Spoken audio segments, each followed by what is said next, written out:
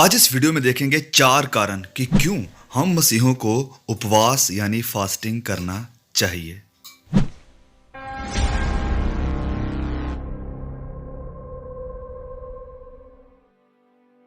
सबसे पहली बात, फास्टिंग मसीही जिंदगी का एक डिसिप्लिन है।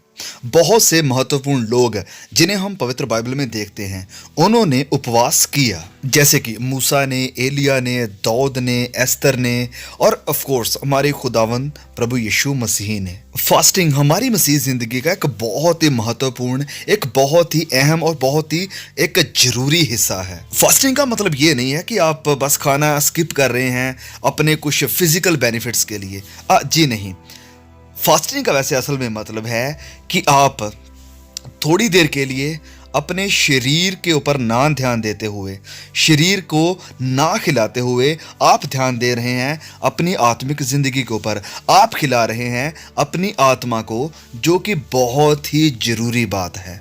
फास्टिंग कोई ऐसा आइडिया नहीं है जो कि किसी इंसान के द्वारा, किसी ऑर्गेनाइजेशन के द्वारा या किसी और चर्च के द्वारा इस्टेब्लिश किया गया है। वरन फास्टिंग का प्रिंसिपल हम देखते हैं पूरी बाइबल में। हम पुराने नियम में से देख सकते हैं और नए नियम में। ऑफ कोर्स हमारे खुदावंद प्रभु यीशु मसीह कहते हैं कि जब तुम उपवास करो। वह ये नहीं कहते कि अगर तुम, वो जब कहते हैं, मतलब कि वो एक्सपेक्ट करते हैं कि हम लोग यानी मसीही लोग उपवास करें। जैसे प्रभु यीशु चाहते हैं कि हम लोग प्रार्थना करें, हम अपने पड़ोसी की या किसी मददगार की, किसी नीडफुल इंसान की, किसी ज़रूरतमंद की हेल्प करें। ऐसे ही वह चाहते हैं कि हम लोग फास्टिंग भी करें। और हम देखते हैं कि प्रभु यीशु ने भी फास्टिंग किया था, उपवास किया था, ताकि कोई आज ये ना कह सके कि प्रभु यीशु ने तो कभी फास्ट नहीं किया, तो हम क्यों फास्ट करें, हमें क्यों जरूरत है। देखिए, प्रभु यीशु ने वो मॉडल सेट किया हमारे लिए कि एग्जाम्पल के लिए कि अगर उन्होंने उपवास किया तो हमें भी आज जरूरत है उपवास करने की। तो प्रार्थना करना, बाइबल को पढ़ना और उपवास करना, ये हमारी मसीही जिंदगी के कुछ प्रिंसिपल्स हैं, जिससे कि हमारी आत्मिक उन्नति होगी, हमारी ग्रोथ होगी। अब क्या उपवास रखना या ना रखना हमारे उद्धार को अफेक्ट करेगा, यानी क्या हम उपवास करके उद्धार को पा सकते हैं? तो नहीं, ऐसा बिल्कुल भी नहीं है। फास्टिंग का लिंक उद्धार के साथ नहीं है, वरन फास्टिंग का लिंक है, उपवास का लिंक है हमारे सैंक्टिफिकेशन के साथ, हमारे पवित्रीकरण के साथ। क्योंकि उपवास के द्वारा हम पवित्र होंगे, हम शुद्ध होंगे, हम प्यूरिफाई होंगे और हम अपनी आत्मिक जिंदगी में निखर कर सामने आएंगे। तो उपवास हम करेंगे ताकि हम और ज्यादा प्रभु यीशु की तस्वीर के ऊपर ढल सकें और जो कमियां कमजोरियां हैं हमारी जिंदगी में, उनसे दूर हो सकें। अब दूसरा कारण है कि हमें उपवास क्यों करना चाहिए, और वो इसलिए ताकि हम अपने आप को परमेश्वर के सामने नम्र कर सकें।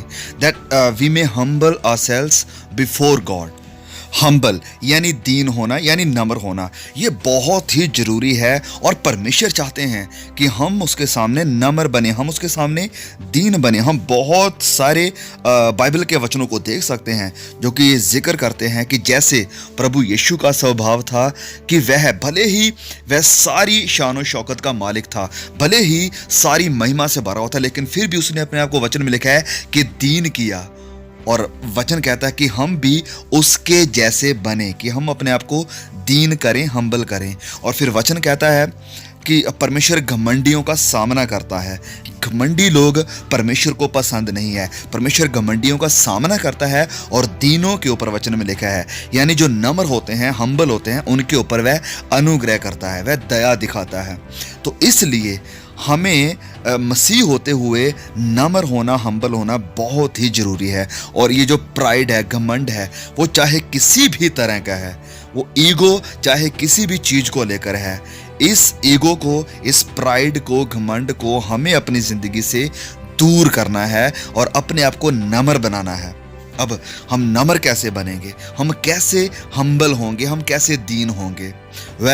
अगर हम प्रार्थना करते हैं और फास्टिंग करते हैं तो फास्टिंग में हम परमेश्वर के सामने अपने आप को हम्बल कर रहे हैं, दीन कर रहे हैं। हम अपने ईगो को, अपने घमंड को, अपने स्वार्थ को एक तरफ करके परमेश्वर से कहेंगे कि खुदा प्लीज मुझे नम्र बना। और मेरे अंदर जो घमंड है वो घमंड किसी भी चीज को लेकर हो सकता है। घमंड हो सकता है आपको अपने पैसे के ऊपर, अपनी खूबसूरती के ऊपर, अपनी जॉब के ऊपर, अपने हर व्यवस्था जो आपके पास है उसके ऊपर, आपकी फैमिली के ऊपर आपको घमंड हो सकता है।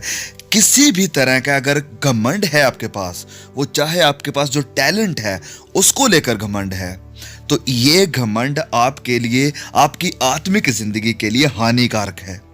परमेश्वर से प्रार्थना कीजिए उपवास में बैठकर कि प्रभु मुझे नम्र कर, मुझे हम्बल कर। और फास्टिंग करना, उपवास करना, अपने आप में अपने आप को दीन करना, अपने आप को हम्बल करना है। फास्टिंग करते हुए आप ये दिखा रहे हैं, परमेश्वर के सामने ये डिक्लेयर कर रहे हैं कि खुदा मैं कमज़ोर हूँ, मुझे आपकी ज़रूरत है, मैं खुद से कुछ नहीं कर सकता हूँ। अगर मैं आत्मिक उन्नति को चाहता हूँ, अगर मैं स्पिरिचुअल ग्रोथ को चाहता हूँ, तो ये भी मैं अपने आप में नहीं कर सकता हूँ, मुझे आपके आत्मा की ज़रूरत है। तो फास्टिंग करते हुए आप अपने आप को नम्र कर रहे हैं और पूरी तरह से कह रहे हैं कि खुदा मैं अपने टैलेंट के ऊपर, अपनी किसी भी एबिलिटी के ऊपर डिपेंडेंट नहीं हूँ, निर्भर नहीं हूँ, वरन मैं निर्भर हूँ परमेश्वर आपके ऊपर। सो फास्टिंग करना अपने आप में अपने आप को नम्र करना है, हम्बल करना है। हम पुराने नियम से एक वचन को पढ़ेंगे, एजरा अध्याय 8 वचन 21 को। तो यहाँ पर यह वचन बहुत ही बढ़िया है, उपवास की बात कर रहा है, ह्यूमिलिटी यानी दीनता की बात कर रहा है और डिपेंडेंस की बात कर रहा है कि वह परमेश्वर के ऊपर डिपेंडेंट रहना चाहते थे। लिखा यहाँ पर, तब मैंने वहां अर्थात अहवा नदी के तट पर उपवास का प्रचार इस आशय से किया कि हम परमेश्वर के सामने दीन हों। उपवास का प्रचार किया कि उपवास करो और उससे अपने और अपने बाल बच्चों और अपनी समस्त संपत्ति के लिए सरल यात्रा मांगे। तो यहां पर एजरा ने लोगों से कहा कि उपवास कीजिए और अपने आप को दीन कीजिए परमेश्वर के सामने, ताकि हमारी यात्रा सफल रहे। अब इनके पास सब कुछ था कि ये लोग आराम से अपनी यात्रा कर सकते थे, लेकिन फिर भी ये परमेश्वर की इंटरवेंशन चाहते थे, फिर भी ये चाहते थे कि परमेश्वर आए और हमारी मदद करे। ये अपने आप को कमज़ोर बना रहे हैं, अपने आप को हम्बल कर रहे हैं, नम्र कर रहे हैं कि नहीं खुदा हमें आपकी ज़रूरत है।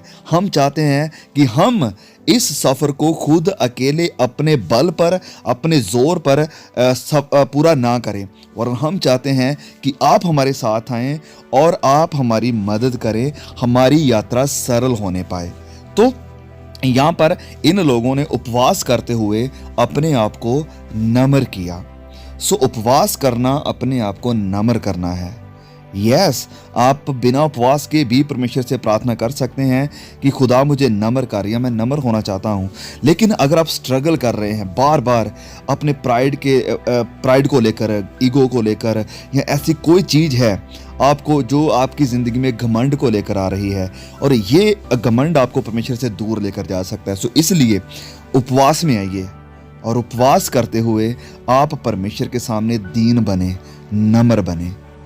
ओके, तो अब हम देखते हैं तीसरा कारण कि आपको उपवास क्यों करना चाहिए, और वो है कि अपने शरीर को डिसिप्लिन में यानी अनुशासन में लाने के लिए। यस, हमारी बॉडी का, हमारे बदन का भी डिसिप्लिन में, अनुशासन में रहना बहुत ही जरूरी है।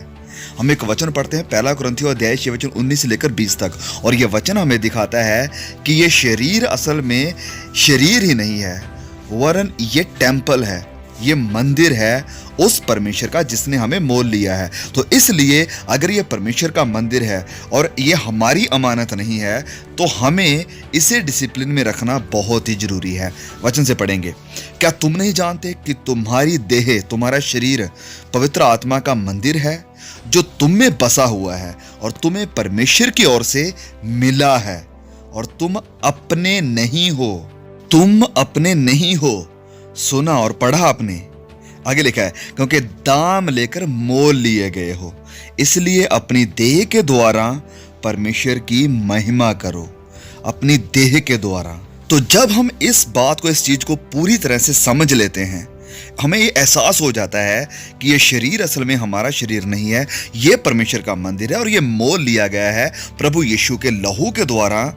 तो हम कोई भी गलत चीज जो कि हो सकता है शरीर को अच्छी लगे, लेकिन इस शरीर के लिए, इस बदन के लिए वो हानिकारक है, इसका नुकसान करेगी, हम उस चीज को इस बदन में आने नहीं देंगे। तो इसलिए बुरी आदतों को छोड़ने के लिए, बुरी खाने की हैबिट्स को छोड़ने के लिए, बुरी पीने की हैबिट्स को छोड़ने के लिए हमें डिसिप्लिन में आना बहुत ही जरूरी है कि हम अपने शरीर को अनुशासन में लेकर आए कि नहीं, इस चीज को अपने शरीर में मैं आने नहीं दूंगा क्योंकि ये इसका नुकसान करेगी। उस वजह के लिए अपने शरीर को अनुशासन में, डिसिप्लिन में लेकर आने के लिए फास्टिंग एक बहुत ही बढ़िया जरिया है, क्योंकि फास्टिंग के दरमियान आप ऐसी सारी बुरी खाने की आदतों से दूर रहेंगे और इससे आपका और हमारा शरीर प्यूरिफाई होगा, ये शुद्ध होगा और परमेश्वर के काम आएगा। और अगर हम गलत चीज़ें खा रहे हैं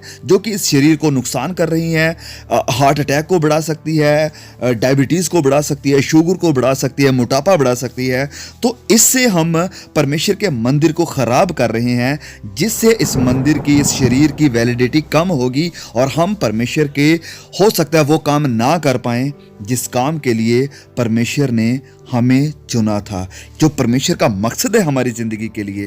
हो सकता है हमारी खराब खाने की आदतों के कारण, हमारी बुरी आदतों के कारण वो परमेश्वर का मकसद हम पूरा ना कर पाएं। अब ये बात थी खाने की, लेकिन खाने के अलावा आप और भी बहुत सी चीज़ों के साथ अपने शरीर का नुकसान कर रहे हैं। वो कैसे?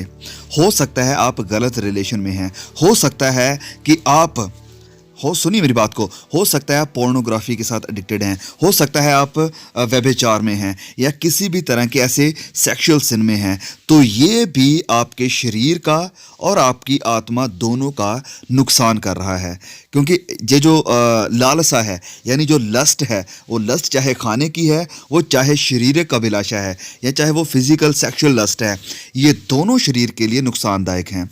तो अगर आप इस लस्ट के ऊपर, इस लालसा के ऊपर भी जीत को पाना चाहते हैं, अगर आप ऐसे किसी एडिक्शन से बाहर आना चाहते हैं जो आपके आत्मिक ज़िंदगी को और आपके बदन को नाश कर रहा है, so please I request you, मैं आपसे विनती करता हूँ कि उपवास में आइए, परमेश्वर के सामने अपनी उन सारी बुरी आदतों को लेकर आइए और परमेश्वर से कहिए कि खुदा, मैं इनसे छुटकारा चाहता हूँ। I want to be redeemed from all these addictions. तो अगर आप अपनी आत्मिक ज़िंदगी में और शारीरिक फिजिकल ज़िंदगी में, संसारिक ज़िंदगी में डिसिप्लिन को चाहते हैं, तो फास्टिंग, उपवास एक बहुत ही बढ़िया रास्ता है। ओके, तो चौथा कारण कि मुझे और आपको उपवास क्यों करना चाहिए, और वो चौथा कारण है कि परमेश्वर के और ज़्यादा करीब जाने के लिए और संसार के और संसारिक अभिलाषाओं से दूर हटने के लिए। तो चलिए हम एक वचन पढ़ते हैं, बहुत ही खूबसूरत वचन है, जेम्स यानी याकूब अध्याय 4 और उसके वचन 8 से। लिखा है यहाँ पर कि परमेश्वर के निकट आओ, परमेश्वर के करीब आओ तो वह भी तुम्हारे निकट आएगा। हे पापियों, अपने हाथ शुद्ध करो, और हे दुचित्ते लोगों यानी डबल माइंडेड जो लोग हैं, उनसे परमेश्वर कह रहे हैं कि अपने हृदय को पवित्र करो। वाह! तो वचन कह रहा है कि परमेश्वर के करीब आओ, अपने हाथ शुद्ध करो और पवित्र हो जाओ। हम ये सब कैसे करेंगे? परमेश्वर के करीब कैसे आएंगे, पवित्र कैसे बनेंगे और अपने आप को शुद्ध कैसे करेंगे? सो फास्टिंग एक मात्र वो जरिया है जो आपकी मदद करेगा कि आप अपने आप को क्लीन कर सकें, आप परमेश्वर के करीब आ सकें और अपने आप को पवित्र बना सकें। देखिए, जब तक हम इस संसार में हैं तो शैतान नहीं चाहता है कि हम परमेश्वर के निकट रहें। शैतान चाहता है हमें परमेश्वर से दूर करना, और दूसरी बात, शैतान हमें अशुद्ध करना चाहता है, हमें भ्रष्ट करना चाहता है। कैसे करेगा वो? कैसे कर रहा है वो? आई थिंक मुझे बताने की ज़रूरत नहीं है। उसका सबसे बड़ा जो हथियार है जवानों को और लोगों को भ्रष्ट करने का, लोगों को परमेश्वर से दूर लेकर जाने का, वो है social media. Yes, social media अपने आप में गलत नहीं है। मैं कई बार इस बात को कह चुका हूँ, बहुत ही बढ़िया एक पावरफुल टूल है, लेकिन इसी टूल को शैतान बड़ी सामर्थ्य के साथ और बड़े ज़ोर के साथ इस्तेमाल कर रहा है, क्योंकि हम जानते हैं कि हर किसी चीज़ का भले ही अच्छा इफेक्ट पड़े ना पड़े, लेकिन जो गलत चीज़ होती है उसका इफेक्ट ज़रूर पड़ता है, और वो हमें देखने को मिल रहा है। बाखूबी हम अपनी नज़रों से आज देख सकते हैं कि कैसे शैतान इस इंटरनेट को, सोशल मीडिया को इस्तेमाल करके जवानों को, लोगों को भ्रष्ट कर रहा है, लोगों को अशुद्ध कर रहा है और परमेश्वर से दूर कर रहा है। अब हम मसीही लोग जो कि प्रभु यीशु के पीछे चलने वाले हैं, जब तक हम इस संसार में हैं, जब तक हम इस दुनिया में हैं, इस शरीर में हैं, तो हमारा ये संघर्ष, हमारी ये स्ट्रगल चलती रहेगी, शैतान के साथ, शरीर के साथ और संसार के साथ। ये तीनों कोशिश कर रहे हैं हमें परमेश्वर से दूर लेकर जाने की। और अगर हम चाहते हैं संसार के ऊपर, शरीर के ऊपर, शैतान के ऊपर जीत पाना, तो हमें चाहिए पवित्र आत्मा की सामर्थ, हमें चाहिए परमेश्वर की आत्मा का जोर, और वो हम पा सकते हैं जब हम परमेश्वर के साथ वक्त बिताएंगे, जब हम संसार से नज़रों को हटाकर, जब हम संसार से थोड़ी दूरी बनाकर, जब हम अपने शरीर की भी परवाह ना किए बिना परमेश्वर के साथ बैठेंगे, पवित्र आत्मा के साथ बैठेंगे, परमेश्वर की उपस्थिति में, उसकी प्रेजेंस में कुछ वक्त बिताएंगे, तो हमें परमेश्वर की सामर्थ मिलेगी, जिससे कि हम शुद्ध होंगे, जिससे हम पवित्र होंगे, जिससे हमारा हृदय, हमारा दिल पवित्र होगा, जो कि लगातार गंदगी के साथ भरा रहता है। हमारा दिमाग पवित्र होगा, जो कि बुरे विचारों के साथ भरा रहता है। तो इसके द्वारा जब हम पवित्र होंगे तो हम परमेश्वर के करीब आएंगे। फास्टिंग के द्वारा हम परमेश्वर के करीब आएंगे। सो अगर आप परमेश्वर की ताकत को बहुतायत से चाहते हैं, अगर आप परमेश्वर की उपस्थिति को बहुतायत से चाहते हैं, so try to implement this principle in your spiritual life, कि आप अपनी आत्मिक जिंदगी में इस प्रिंसिपल को, यानी उपवास को जरूर ट्राई कीजिए। अगर आप आत्मिक जिंदगी में उन्नति चाहते हैं, अगर आप ग्रोथ को देखना चाहते हैं अपनी जिंदगी में, और अगर आप परमेश्वर की सामर्थ को अनुभव करना चाहते हैं, अगर आप परमेश्वर का एक्सपीरियंस करना चाहते हैं, तो फास्टिंग कीजिए, प्रार्थना कीजिए। ओके, तो ये थे 4 बहुत ही बड़े कारण कि क्यों हम मसीहों को उपवास करना चाहिए। अब कुछ बहुत ही जरूरी बातें जो मैं यहाँ पर करना चाहूँगा। देखिए, सबसे पहली बात कि उपवास करना या ना करना इस बात को नहीं बदलता है कि परमेश्वर आपके साथ कम प्यार करते हैं या ज़्यादा प्यार करते हैं। देखिए, परमेश्वर ने मुझसे और आपसे प्यार इसलिए नहीं किया था कि हम बहुत आत्मिक थे, हम बड़े उपवास कर रहे थे, बड़ी प्रार्थना कर रहे थे। नहीं, परमेश्वर का प्यार इटर्नल है, अनंत है। वो किसी शर्त के साथ, किसी कंडीशन के साथ नहीं आता है। उसका प्यार अनकंडीशनल है। उसने हमारी वर्थ देखकर, हमारी एबिलिटी को देखकर हमसे प्यार नहीं किया था। सो उसका प्यार बदलता नहीं है, भले ही हम उपवास करें या ना करें, कम करें या ज़्यादा करें। उपवास एक आत्मिक डिसिप्लिन है ताकि हम अपना जो आत्मिक वेट है उसे बढ़ा सकें। उपवास का मतलब है कि आत्मिकता में बढ़ना, सैंक्टिफिकेशन यानी पवित्रीकरण में बढ़ना, और प्रभु यीशु के जैसे बनना, प्रभु यीशु की तस्वीर के ऊपर निखर कर सामने आना, क्योंकि प्रभु यीशु ही हमारे मॉडल हैं फास्टिंग के लिए। ओके, तो मेरी इस बात को प्लीज ध्यान से सुनिए। मस्टर्ड सीड को जब तक उसे तोड़ा नहीं जाता है, जब तक उसे क्रश नहीं किया जाता है, तब तक उससे तेल बाहर नहीं आता है। इसी तरह से फास्टिंग का समय भी वो समय होता है जब परमेश्वर हमें क्रश करते हैं, ताकि हमारी जिंदगी से आत्मिक फल पैदा हों, हमारी जिंदगी से आत्मिक फल निकलें, हम प्रभु यीशु की तस्वीर पर आएं, हमारी जिंदगी से प्रभु यीशु की तस्वीर नजर आए। इसलिए परमेश्वर हमें क्रश करते हैं। तो फास्टिंग का समय वो समय होता है जब परमेश्वर हमें तोड़ते हैं। अगर हम परमेश्वर के काम आना चाहते हैं, अगर हम उसके सुसमाचार को फैलाना चाहते हैं, अगर हम लोगों को प्रभु यीशु का वचन सुनाना चाहते हैं, तो उससे पहले प्रभु यीशु हमें तोड़ना चाहते हैं। क्या मैं और आप तैयार हैं टूटने के लिए? क्या हम तैयार हैं परमेश्वर के काम आने के लिए?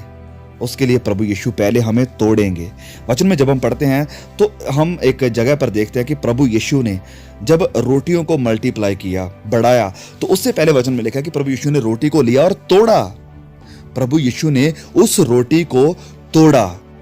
इसी तरह से अगर आप परमेश्वर के कार्य को करना चाहते हैं, परमेश्वर की सामर्थ को अपनी जिंदगी में देखना चाहते हैं, अगर आप आत्मिक जिंदगी में उन्नति को चाहते हैं, तो उससे पहले आपको परमेश्वर तोड़ना चाहते हैं। अगर आप बहुतायत के साथ परमेश्वर के काम आना चाहते हैं, तो उसके लिए मुझे और आपको जरूरत है परमेश्वर के अनुग्रह की, उसकी सामर्थ की, उसके पवित्र आत्मा की, जो कि हमें तभी मिलेगा जब हम अपने आप को सबसे पहली बात हम्बल करेंगे, अपने आप को दीन करेंगे। और वो होगा अगर हम परमेश्वर के प्रति आज्ञाकार हैं, तो अगर हम ओबीडियंट हैं तो। और वो ओबीडियंस आएगा, वो आज्ञाकारी आएगी फास्टिंग के द्वारा, जब हम उपवास करेंगे और अपने आप को परमेश्वर के सामने दीन करेंगे।